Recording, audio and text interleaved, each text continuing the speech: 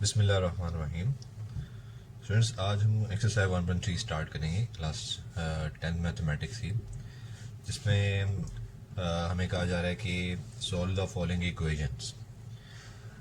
अच्छा, इस मेथड पहले तो पता होना चाहिए कि इस चैप्टर का नाम क्या है। चैप्टर का नाम क्वाड्रेटिक इक्वेशन है जी, क्वाड्रेटिक इक्वेशन है। तो इन इक्वेशंस को भी हमने क्वाड्रेटिक इक्वेशंस के मेथड से ही सॉल्व करना है।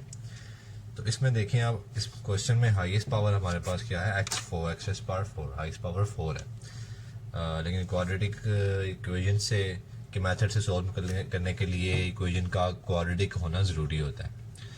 तो इसमें हम क्या करेंगे, इसमें एक टेक्निक आपने याद रखनी है, हमेशा अपने बड़ी पावर को तोड़ के छोटी पावर के इक्वल लेकर आना। यानी x4 है, x4 को मैं लिख सकता हूँ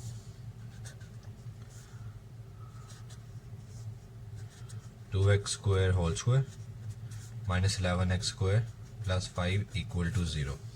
ठीक है, अब देखें x4 को मैंने x² छोटी पावर की इक्वल लिख दिया, यानी इसको इस फॉर्म में लिख सकते हैं। अब x² सेम आ रहा है तो हम इसको लेट कर लेते हैं, let x² is equals to y। जहां जहां पे x² आ रहा है वहां क्या पुट कर सकते हैं हम, y। तो हमारा क्वेश्चन क्या बन जाएगा, 2x² यानी यहाँ पे क्या आएगा, y² minus 11y plus 5 equal to 0।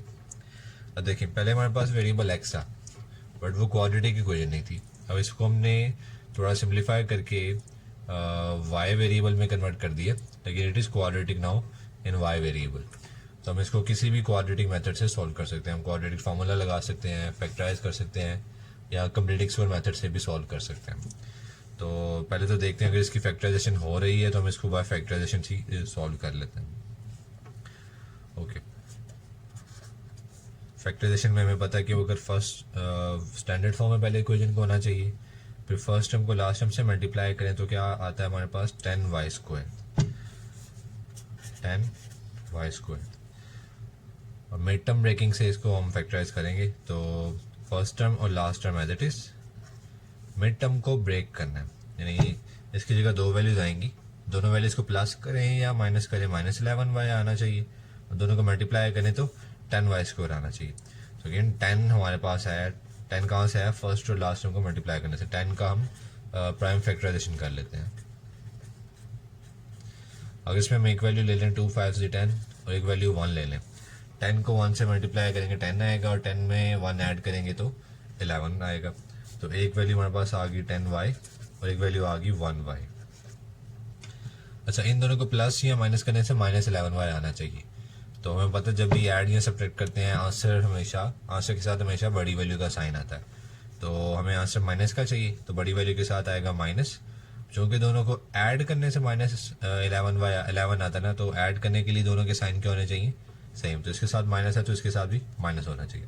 अब देखिए, अगर मैं इन दोनों को ऐड करूंगा तो माइनस 11y आएगा, दोनों को मल्टीप्लाई करूंगा तो प्लस 10y² आएगा। तो नेक्स्ट स्टेप क्या है, फर्स्ट टू में से और लास्ट टू में से हमेशा कॉमन लेंगे हम। फर्स्ट टू में से 2y कॉमन आ रहा है,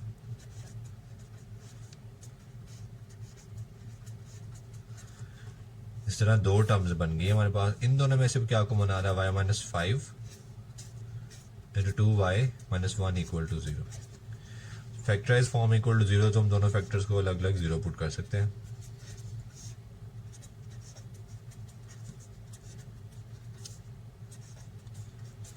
ओके, ये हमारे पास y का आंसर है, जबकि हमारा क्वेश्चन था x की फॉर्म में। तो हमारे पास आंसर भी x का आना चाहिए। तो हमने जो वैल्यू लेट की हुई थी वो वापस पुट कर देते हैं।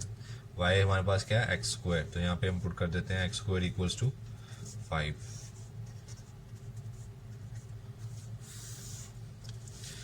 x की वैल्यू फाइंड करने के लिए दोनों तरफ हमें स्क्वायर रूट लेना पड़ेगा।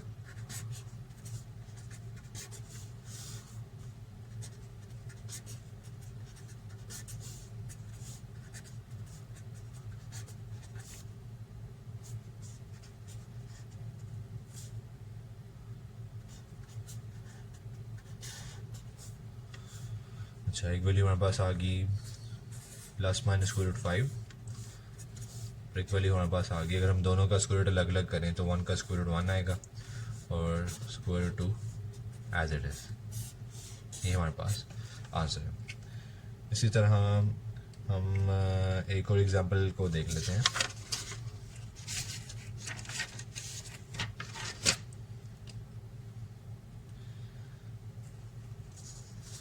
वन 1.3 क्वेश्चन नंबर 3 को हम देख लेते हैं।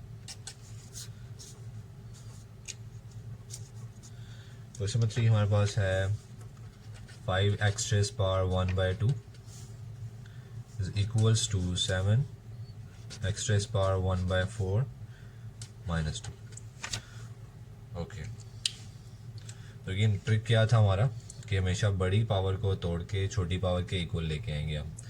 तो इसमें बड़ी पावर क्या है 1/2, क्योंकि मैं पता न्यूमरेटर सेम हो तो जिसका डिनोमिनेटर बड़ा हो वो क्या होती है बड़ी वैल्यू। तो 1/2 हमारे पास क्या है बड़ी वैल्यू एज कम्पेयर टू 1/4। तो 1/2 को तोड़ के 1/4 के इक्वल लेके आएंगे। तो इसको हम लिख सकते हैं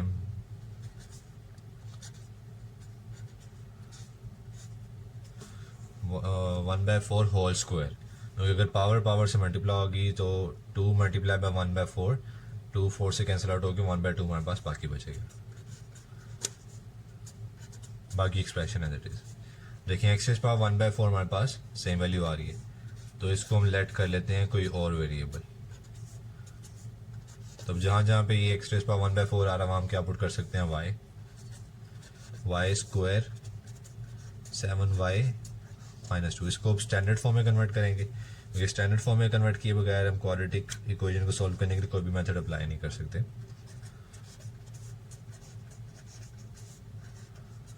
ओके जी, तो अगेन अब यहाँ पे भी हमारी मर्जी है, हम क्वाड्रेटिक इक्वेशन को किसी भी मेथड से सॉल्व कर सकते हैं हम। तो चेक कर लेते हैं, अगर फैक्टराइजेशन हो रही है तो कर लेते हैं, नहीं तो क्वाड्रेटिक फार्मूला लगा लेंगे। First term as it is, last term as it is. First term और लास्ट टर्म को मल्टीप्लाई करने से आ रहा है plus 10y square. 5y square को 2 से मल्टीप्लाई करें तो प्लस 10y स्क्वायर आ रहा है। मिड टर्म को ब्रेक करें तो दो वैल्यूज इस तरह आनी चाहिए कि दोनों को प्लस या माइनस करने से -7y आए और दोनों को मल्टीप्लाई करने से 10y स्क्वायर आए।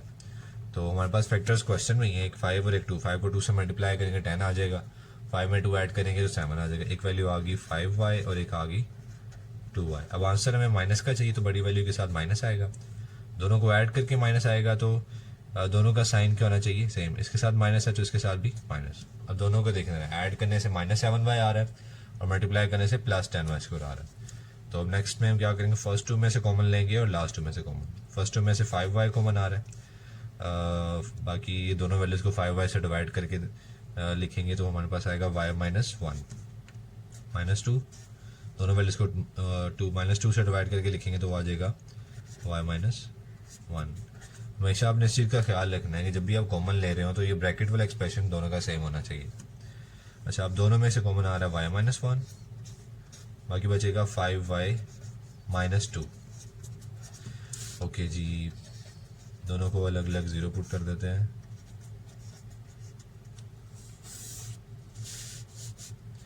यहाँ से y की वैल्यू आ जाएगी 1 और यहाँ से y की वैल्यू आ जाएगी 2/5। लेकिन आंसर हमें x का चाहिए, y का नहीं चाहिए, तो जो हमने लेट किया हुआ था उसकी वैल्यू वापस पुट कर देते हैं। तो y की जगह आ जाएगा x रेज़ पावर 1/4। x की वैल्यू फाइंड करनी है, x रेज़ पावर 1/4 की वैल्यू तो फाइंड नहीं करनी। तो x की वैल्यू फाइंड करने के लिए दोनों तरफ हम ऐसी पावर लेंगे जिससे 1/4 हमारा खत्म हो जाए। तो दोनों तरफ हम पावर 4 ले लेते हैं।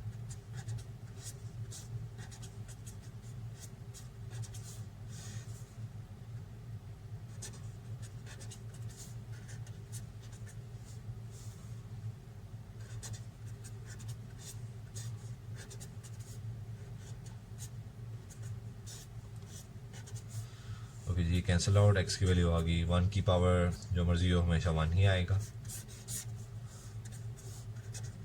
2 raise power 4 16 and 5 rays power 4 ये आपका आंसर। इसको देख लीजिएगा 5 रेज़ पावर 4 क्या होता है।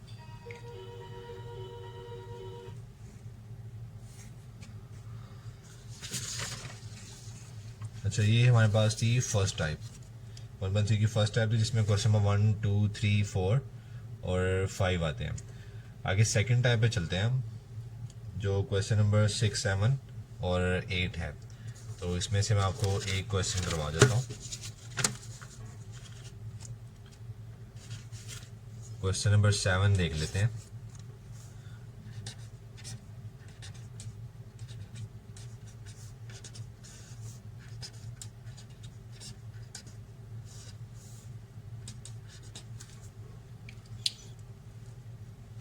अच्छा, इसमें भी देखें हम कैसे सॉल्व करेंगे। इसमें मेरे पास एक वैल्यू है x ओवर x माइनस 3। अगर मैं इसका रेसिप्रोकल लूँ तो हमारे पास आएगा x माइनस 3 ओवर x।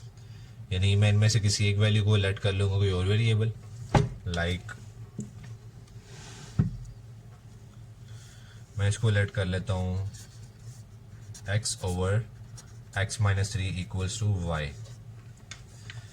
तो डेफिनेटली इसकी वैल्यू निकालने की हमें दोनों तरफ क्या लेना पड़ेगा, दोनों का रेसिप्रोकल लेना पड़ेगा। x minus 3 over x equals to 1 over y। तो क्वेश्चन अब हमारा क्या बनेगा, x ओवर x माइनस 3 की जगह पे आ जाएगा y 4 और x माइनस 3 ओवर x की जगह पे आ जाएगा 1 over y equals to 4। Okay, थोड़ा इसको सिंप्लीफाई कर लेते हैं।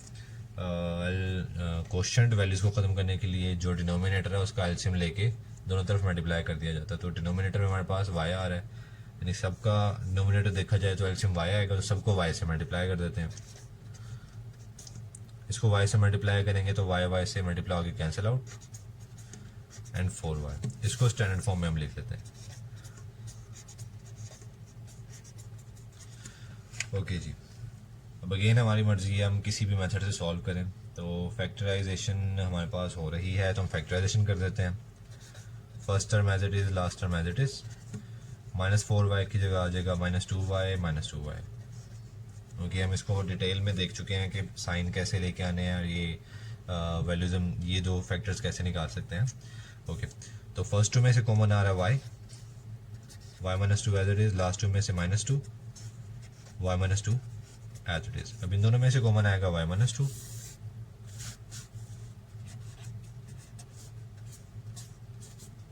y minus 2 as it is equal to 0।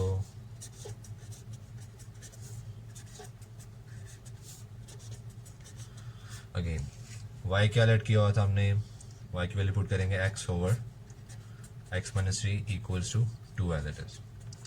Cross multiply करेंगे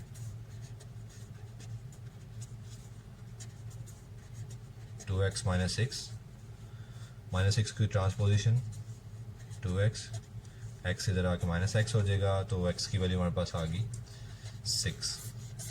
इसी तरह ये हमारे पास सेम एक्सप्रेशन है, तो यहाँ से भी x की वैल्यू हमारे पास क्या आएगी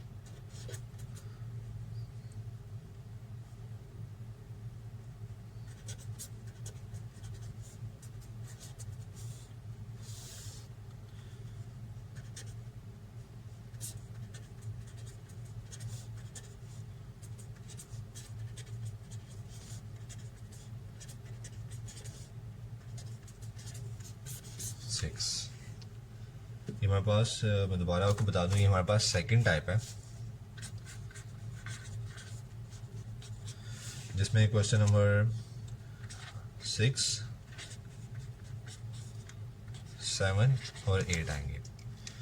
बिल्कुल ऐसे ही जैसे हम एक वेरिएबल को, एक एक्सप्रेशन को लेट करेंगे, दूसरा एक्सप्रेशन क्या आएगा उसका रेसिप्रोकल लेके आ जाएगा। अच्छा, थर्ड टाइप पे हम चलते हैं।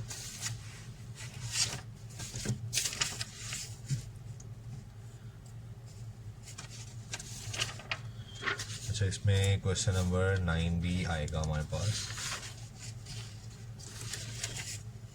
थर्ड टाइप पे चलते हैं। थर्ड टाइप में हमारे पास सिर्फ दो क्वेश्चन हैं, क्वेश्चन नंबर 10 एंड 11। तो हम क्वेश्चन नंबर 11 देख लेते हैं।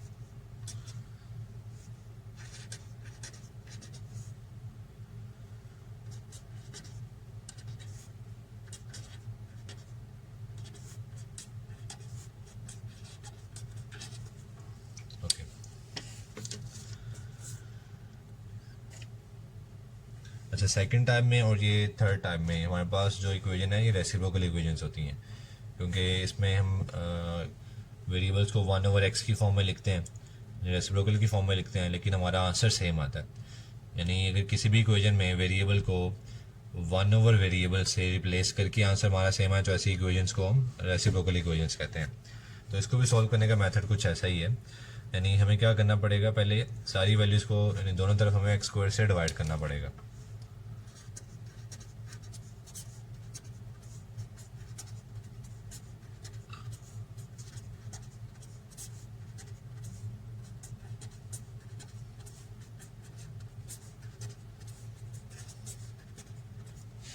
ओके, तो रिमेनिंग हमारे पास क्या आएगा, 2x² plus x -6 plus 1/x plus 2/x² equal to 0। हम क्या करते हैं, x वाले एक्सप्रेशन अलग कर लेते हैं और x² वाले एक्सप्रेशन अलग कर लेते हैं। 2x² और ये भी x² इसके साथ आ रहा है, तो 2/x² plus x plus 1/x -6 last में एज आ जाए। अच्छा, इन दोनों में से कॉमन आ रहा है 2x² प्लस 1/x²।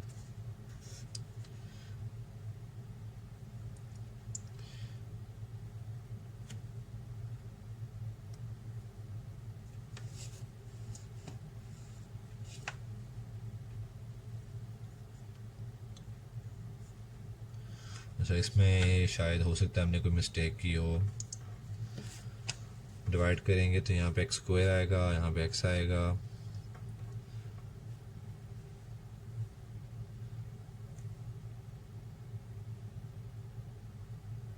ये है हमारे पास मिस्टेक, x/x² यहाँ पे 1/x है।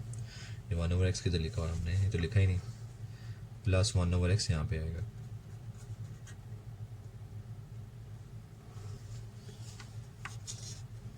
अच्छा, इस स्टेप को हम दोबारा लिख लेते हैं। ओके जी, x² वाली टर्म्स पहले लिख लेते हैं, 2x² प्लस 2/x²। उसके बाद x वाली टर्म्स में आ जाएगा प्लस x प्लस 1/x, और लास्ट में हमारे पास constant value as it is. Okay, x² वाली टर्म्स में से 2 कॉमन ले लेते हैं, x² प्लस 1/x², ये एक्सप्रेशन एज इट इज, और ये -6 एज इट इज। अच्छा, अब यहाँ पे आपने देखना है दोनों में से किस एक्सप्रेशन को हम लेट करें, और लेट करके हम दूसरे एक्सप्रेशन की वैल्यू निकाल सकें। डेफिनेटली हम इस एक्सप्रेशन को लेट करेंगे, फिर दोनों तरफ स्क्वायर लेके हम इसकी वैल्यू निकाल सकते हैं। तो हम लेट कर लेते हैं x plus 1/x equals to y, दूसरा वेरिएबल हमेशा लेट करेंगे। अच्छा, इसकी जगह तो y आ जाएगा। अब इसकी वैल्यू निकालने के लिए हमें दोनों तरफ क्या लेना पड़ेगा, स्क्वायर, क्योंकि यहाँ पे स्क्वायर है आपके पास। यहाँ पे आपने as it is square open नहीं कर देता, वो हमेशा गलत मेथड आपका होगा। इसका आपने फॉर्मूले के साथ ओपन करना है।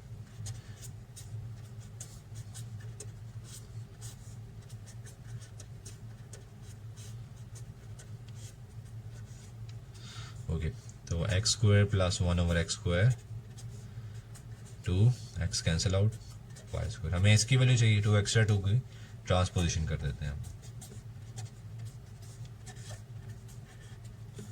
ओके, ये तो हमने लेट कर लिया, एक वैल्यू ये आ गई, एक वैल्यू है हमारे पास ये। अब इन दोनों वैल्यूज को हम पुट करेंगे अपने क्वेश्चन में, जो हमने थोड़ा रीअरेंज किया था यहाँ पे। इसको हम कह देते हैं 1।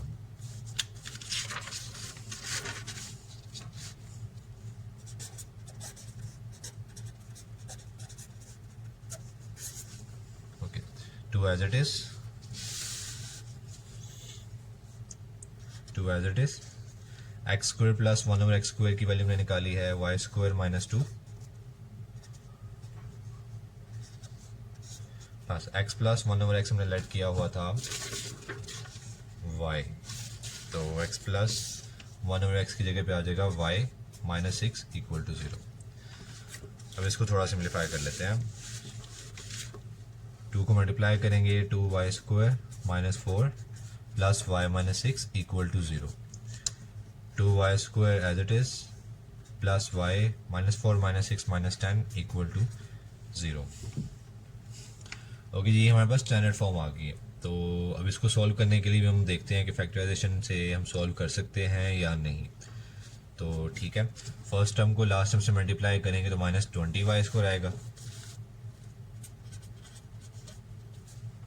First term as it is, last term as it is equals to 0। Okay, mid term को ब्रेक करना है। रूल्स आपको पता है, दोनों को प्लस या माइनस करने से +y आना चाहिए और दोनों को मल्टीप्लाई करने से -20y² आना चाहिए। तो 20 हमारे पास यहाँ पे मौजूद है, इसकी प्राइम फैक्टराइजेशन करके चेक कर लेते हैं। ओके, अगर एक वैल्यू हम ले लें 2 to the 4 और एक ले लें 5 1 the 5, 5 को 4 से मल्टीप्लाई करेंगे 20 आएगा और 5 में 4 माइनस करेंगे तो 1 आएगा। ठीक है, एक वैल्यू हमारे पास आ गई 5y, एक आ गई 4y। अब आंसर में चाहिए प्लस का, तो बड़ी वैल्यू के साथ प्लस आएगा, क्योंकि माइनस करने से 1 आएगा तो दोनों का साइन डिफरेंट होना चाहिए। इसके साथ प्लस है तो इसके साथ माइनस। ठीक है, ऐड करने से देखें +1y आ रहा है और मल्टीप्लाई करने से -20y² आएगा। ठीक हो गया। अब फर्स्ट 2 में से कॉमन ले रहे हैं, ये आएगा y, 2y + 5 as it is. Last 2 में से कॉमन आएगा -2, 2y + 5 एज इट इज। दोनों में से कॉमन आएगा 2y + 5, y - 2 as it is.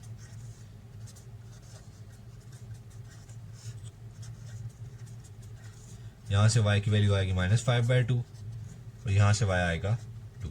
अच्छा, फाइंड तो हमने y करना नहीं था, हमने फाइंड करना था x, क्योंकि क्वेश्चन हमारा x की फॉर्म में है। तो जो हमने लेट किया हुआ था y को, y की वैल्यू वापस पुट कर देते हैं। तो y की जगह क्या आ जाएगा, x + 1/x।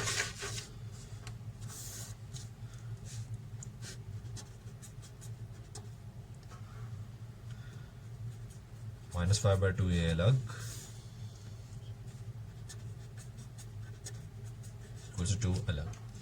तो क्रॉस मल्टीप्लाई करने से पहले हमें लेफ्ट हैंड साइड का एलसीएम लेना पड़ेगा। यहाँ ये काम कर सकते हैं, दोनों तरफ हम देख लेते हैं, क्वोशिएंट फॉर्म को ख़त्म करेंगे। दोनों तरफ डिनोमिनेटर का एलसीएम आ रहा है 2x, तो हम दोनों तरफ 2x से मल्टीप्लाई कर देते हैं।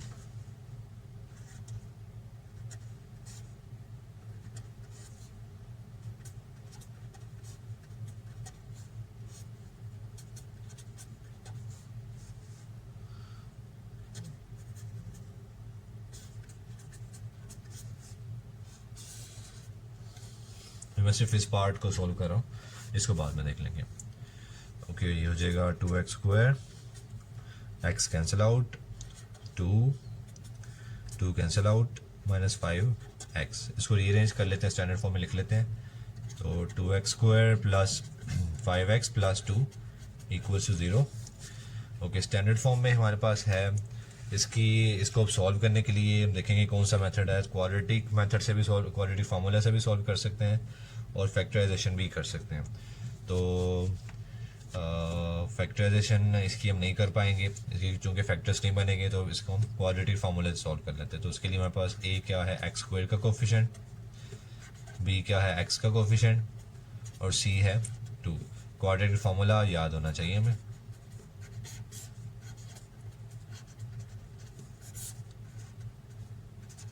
इसमें वैल्यूज सब्स्टिट्यूट कर देते हैं, -b + b² -4ac/2a।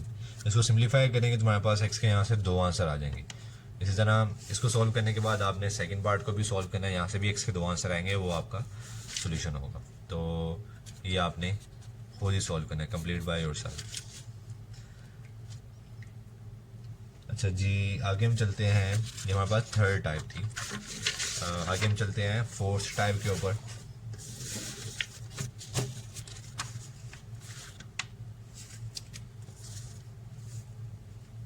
अच्छा, फोर्थ टाइप में हमारे पास क्वेश्चन नंबर 13, 14, ये 2 क्वेश्चन आएंगे। तो हम क्वेश्चन नंबर 14 कर लेते हैं।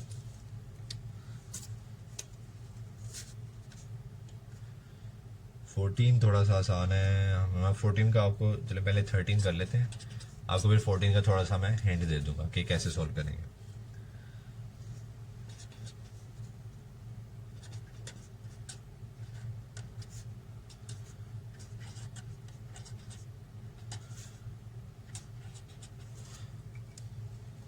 ओके जी, इसको सॉल्व करने के लिए आपने पढ़ा हुआ है कि अगर बेसिस सेम हो, दोनों मल्टीप्लाई हो रही हो, तो हम दोनों को सिंगल बेस के साथ दोनों की पावर्स को ऐड करते हैं। तो अगर हम इसको इस फॉर्म में लिख सकते हैं तो दोनों को हम वापस इस फॉर्म में भी तो लिख सकते हैं, यानी एक्स के साथ बेस को अलग कर देंगे, मल्टीप्लाई वाई के साथ बेस को अलग कर देंगे। वही काम हम यहाँ पे करेंगे। देखिए 3 की पावर में 2 पावर्स ऐड हो रही हैं, तो मैं 3 को दोनों पावर्स के साथ अलग अलग करके मल्टीप्लाई कर दूँगा, यानी 3 raise power 2x dot dot का मतलब है multiply 3 raise power 2 12 dot 3 raise power x minus 3 as it is. Okay 3 raise power 2x as it is dot 9 12 dot 3 raise power x minus 3 as it is. Again इसमें trick वही use करना है आपने, हमेशा बड़ी पावर को तोड़ के छोटी पावर की को लेके आना। तो 2x क्या है, देखें x का डबल है, तो मैं 3 रेज़ पावर 2x को ऐसे भी तो लिख सकता हूँ 3 raise power x whole square, तो अभी भी दोनों पावर्स मल्टीप्लाई होकर 2x आ जाएगा। इस 9 को मैं स्टार्ट में लिख लेता हूँ और इनको भी स्टैंडर्ड फॉर्म में लिख सकते हैं। ये वैल्यू यहाँ प्लस हो रही है इधर आके, minus 12 dot 3 raise power x plus 3 equal to 0। तो देखें ए वेरिएबल हमारे पास 3 रेज़ पावर x सेम आ रहा है, तो इसको हम लेट कर लेते हैं कोई और वेरिएबल।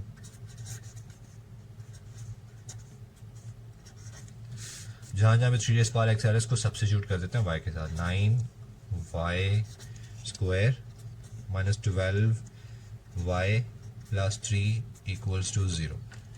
ओके जी, हमारे पास क्वाड्रेटिक इक्वेशन है in the form of y। तो चेक करते हैं इसको सॉल्व करने के लिए हम फैक्टराइजेशन कर सकते हैं कि नहीं। मुझे लगता है कि कर सकते हैं। Okay first term as it is, last term as it is. First term को लास्ट टर्म से मल्टीप्लाई करने से हमारे पास आ रहा है 27 वाई स्क्वायर प्लस का। तो इसके दोनों जो फैक्टर्स को हम ब्रेक करेंगे तो इन दोनों को प्लस या माइनस करने से माइनस 12y आना चाहिए और ऐड करने मल्टीप्लाई करने से 27 वाई स्क्वायर आना चाहिए। ओके चेक कर लेते हैं, 27 का ही हम प्राइम फैक्टराइजेशन ले लेते हैं।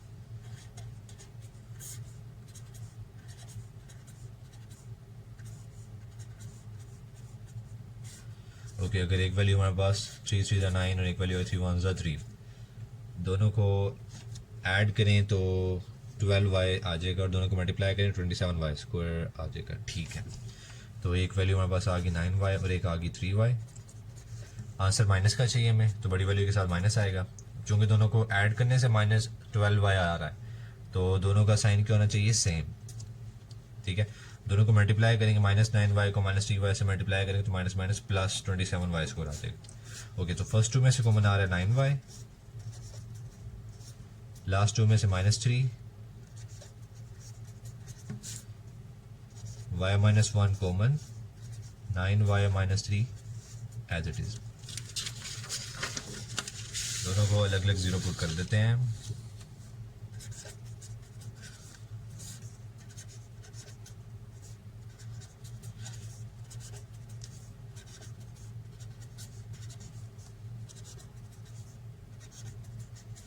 ओके जी, क्वेश्चन था हमने डेफिनेटली y की वैल्यू तो फाइंड नहीं करनी, जो y लेट किया हुआ था 3 रेज़ पावर x, तो इसकी वैल्यू वापस पुट कर देते हैं।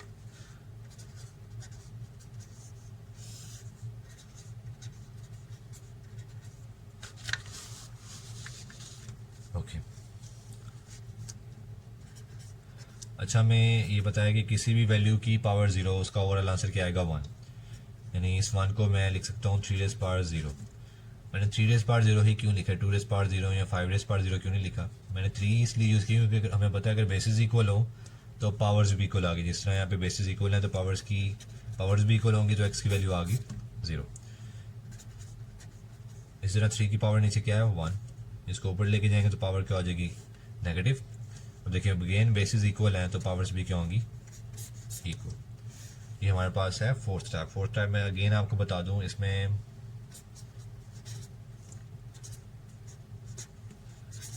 क्वेश्चन नंबर 13 एंड 14, 12 13 एंड 14, ये 3 क्वेश्चन आ रहे हैं। अच्छा 12 भी बिल्कुल ऑलमोस्ट इसी तरह का। मैं क्वेश्चन नंबर 14 का आपको थोड़ा सा एक हिंट दे देता हूँ।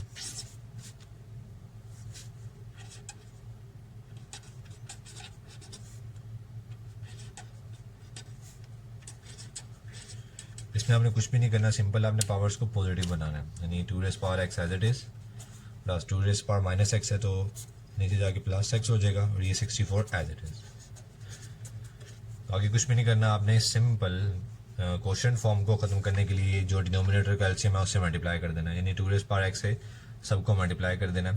तो जो आपके पास फॉर्म आएगी उसको यानी मैं कर देता हूँ, 2 रेज़ पावर एक्स से इसको मल्टीप्लाई करेंगे तो ये 2 raise power x whole square हो जाएगा, और होल स्क्वायर को हम ऐसे लिख सकते हैं, इसको मल्टीप्लाई करेंगे 2 रेज़ पावर एक्स से तो 2 raise power x cancel out, इसको मल्टीप्लाई करेंगे 22 रेज़ पावर एक्स। तो अब देखें 2 रेज़ पावर एक्स सेम आ रहा है, तो आप इसको लेट कर लें और क्वाड्रेटिक फॉर्म बना लें, फिर इसको आप सॉल्व कर सकते हैं। ओके जी, हमारे पास लास्ट स्टेप है 1.3 की, जिसमें क्वेश्चन नंबर 15 और 16 ये 2 क्वेश्चन हमारे पास आ रहे हैं। इसमें आपने इसी तरह की एक्सप्रेशन होगा जिसमें 4 वैल्यूज मल्टीप्लाई हो रही होंगी और 1 वैल्यू प्लस माइनस हो रही होगी, यानी ये प्रॉपर फैक्टराइज फॉर्म में नहीं होगा। तो हमने क्या करना है, इसको प्रॉपर फैक्टराइज फॉर्म में बनाना है ताकि हम इसको हर फैक्टर को अलग अलग जीरो पुट करें और वहाँ से फिर एक्स की वैल्यू निकाल सकें। तो इसमें आपने गौर करना है कि देखें इन 4 वैल्यूज में गौर करना है कि हर वैल्यू में एक वेरिएबल है, constant variable, constant variable, constant variable, constant. आपने 2 पेयर्स बनाने हैं, रीअरेंज करने हैं। अब दोनों पेयर्स किस तरह बनाने हैं कि इन दोनों पेयर्स के कांस्टेंट का सम और इन दोनों पेयर्स के कांस्टेंट का सम इक्वल आना चाहिए। लाइक इस पे कांस्टेंट -1 आ रहा है, इसमें -2 आ रहा है, अगर -1 -2 ऐड करो -3 आएगा, और -8 + 5 को ऐड करूँगा -3 आएगा, यानी इसके कांस्टेंट का सम -3 और इन दोनों के कांस्टेंट का सम -3 है। तो मैं इनको अलग मल्टीप्लाई करूँगा और इनको अलग मल्टीप्लाई करूँगा। दोबारा मैं बता दूँ कि दोनों के कांस्टेंट का जो सम है वो इक्वल आना चाहिए, इसके कांस्टेंट का सम इसके कांस्टेंट के सम के इक्वल आना चाहिए, इस तरह अरेंज करना है हमने। ओके, तो मल्टीप्लाई कर लेते हैं। पहले x को दोनों के साथ मल्टीप्लाई करेंगे, x² - 2x, -1 को दोनों के साथ मल्टीप्लाई करेंगे -x + 2, यहाँ पे आ जाएगा x² + 5x - 8x - 40 + 360 as it is. Okay, ये आ जाएगा -3x, 5x - 8x - 3x,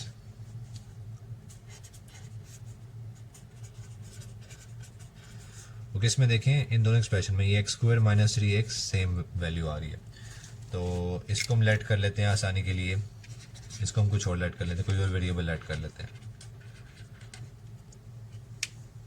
तो हमारा क्वेश्चन क्या बन जाएगा, क्या जाएगा y + 2 y - 40 + 360 = 0।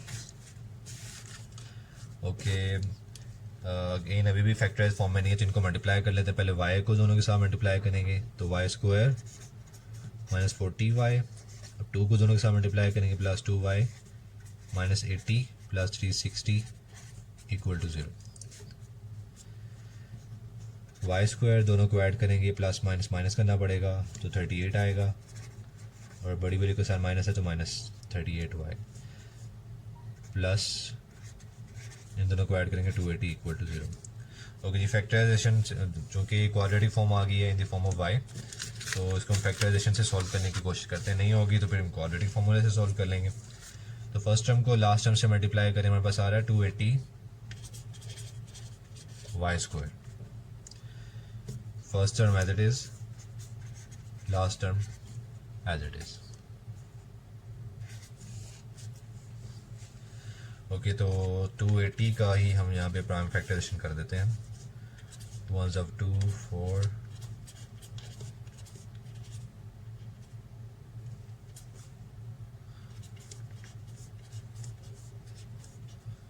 ओके जी, देखते हैं हम दो फैक्टर्स कैसे बने। दोनों को ऐड या सब्ट्रैक्ट करने से -38y आना चाहिए, दोनों को मल्टीप्लाई करने से +28y² आना चाहिए। अगर मैं एक वैल्यू ले लूँ 2 to the 4 to the 8 और एक ले लेते हैं 7 5 35 × 1 35, तो 35 में 8 सब्ट्रैक्ट करेंगे तो 38 तो नहीं आएगा, तो इसलिए ये दो फैक्टर्स तो हमारे पास नहीं होंगे। तो क्या करते हैं, चेंज कर लेते हैं।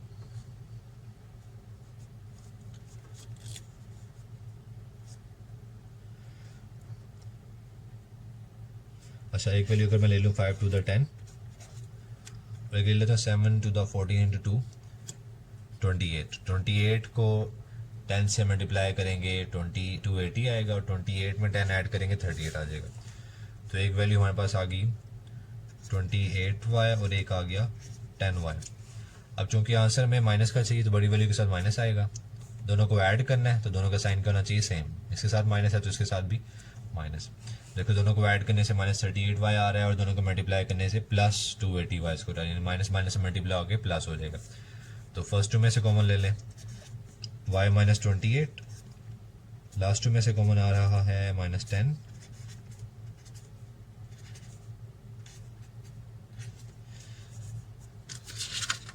इन दोनों में से कॉमन आ रहा है y -28, बचेगा y -10। दोनों को अलग अलग जीरो के इक्वल पुट कर देते हैं।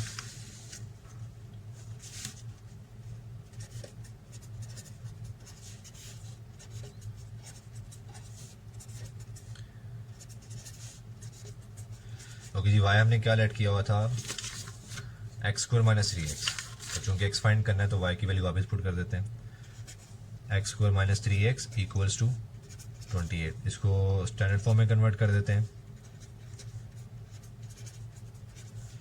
फैक्टराइजेशन तो नहीं कर पाएंगे तो क्वाड्रेटिक फार्मूला लगा लेते हैं। a हमारे पास है 1, b हमारे पास है -3 और c है -28। तो इस तरह आप x के लिए इसको क्वाड्रेटिक फार्मूला के साथ सॉल्व करके दो वैल्यूज निकाल सकते हैं। और इसी तरह इसको भी आपने इसकी वैल्यू पुट करेंगे